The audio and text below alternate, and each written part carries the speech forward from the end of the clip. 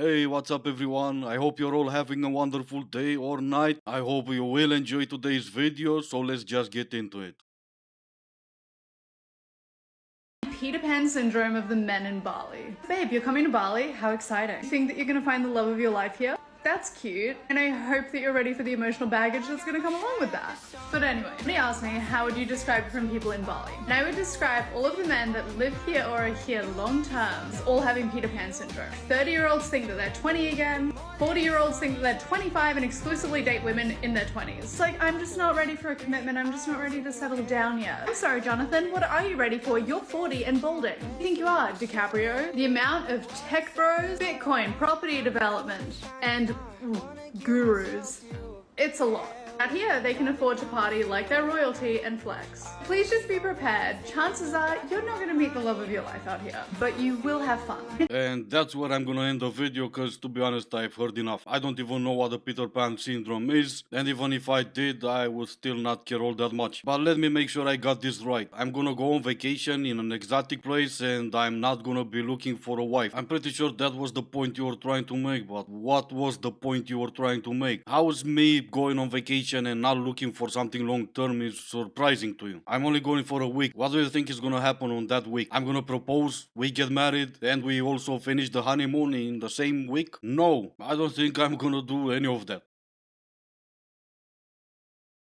I feel so guilty when I go home and visit my immigrant parents. I love my parents to bits and pieces, but I always knew that I had to move to New York to live a bigger life. And it breaks my heart to visit home and see my parents stuck in the same loops of the same cycle of emotions and struggles on a daily basis. It feels like the world is too big and that life is too short to be having the same arguments over and over again. Like, it must be exhausting. And that's a privileged perspective that requires going out and living a life of your own and venturing the world. And I feel so guilty because they didn't get to do that because their life is their kids. I don't know. It just doesn't feel fair.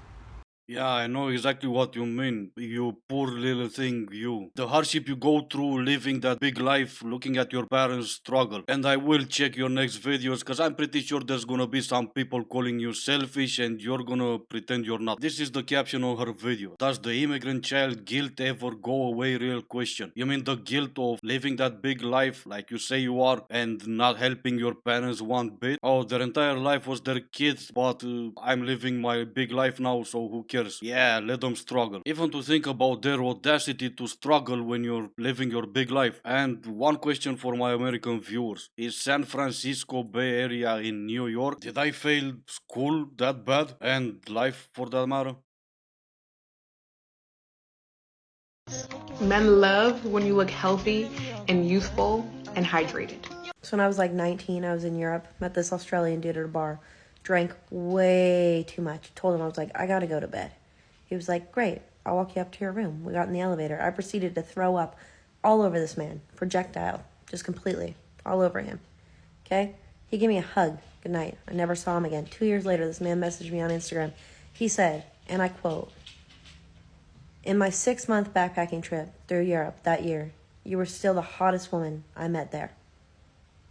And there's this song that comes to mind for some weird reasons. I love the way you lie. And I say for some weird reasons because, you know, your story pretty much always happened 100%. Being somewhere in Europe and meeting some Australian guy in a bar that for some reason was drunker than you or at least blind. Yeah, no, that's probably like a daily interaction. Even here where I live, every time I go outside to get to my car, I spend half an hour circling around all these Australians. Maybe it's a new hobby for them, going to Europe, finding beautiful girls. And if you're by any chance Australian and listening to this, I understand why you would feel offended, but it's what she said, not me.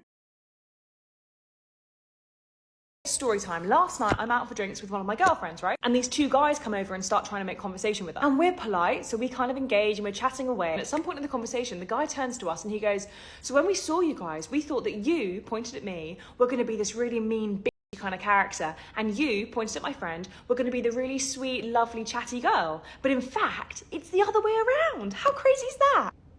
Me and my friend looked at each other and all we could think was, what? Because now what these men had done was directly insult me to my face by saying that I look like, from afar, a raging, and directly insult my friend to her face by saying that she is, in fact, a raging.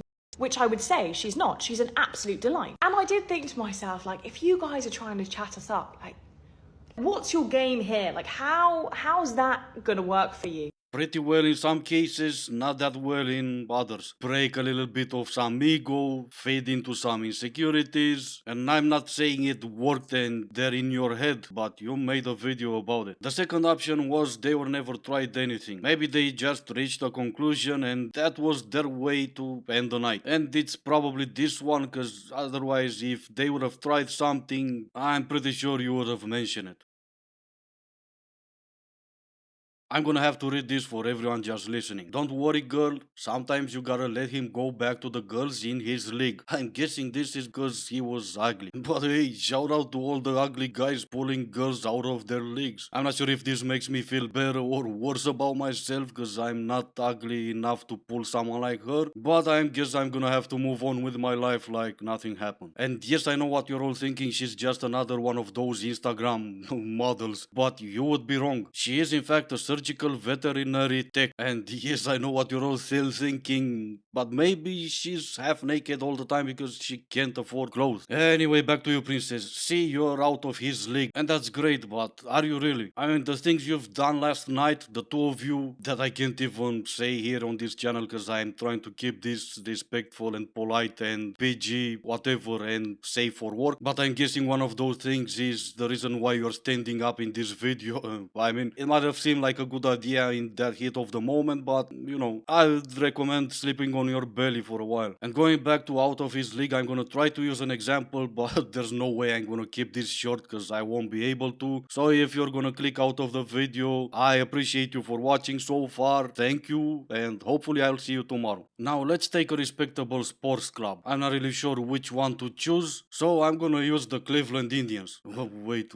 am I still allowed to say that name? Because I think last time I heard of them, they were trying to change it because 2 or 3 blue-haired white women were offended. You know, part of the, I think, Marxist ideology is that if you can't get hurt, you can at least get offended. Anyway, so let's picture that club, that team going, I don't know, driving, riding in their big bus, heading south. They see a hillbilly kicking rocks on the side of the road. Now there's two obvious questions. They can keep driving or they can stop and ask the hillbilly, what would you think about starting in our next game? We are a respectable team, we are high on the league. How does it sound to you? Now, if that was a respectable hillbilly, he would say, I don't know, I mean, there's way too many people watching. Throughout all these years, there were so many people in and out of this team. I can get some injuries, my bat can catch some dirt.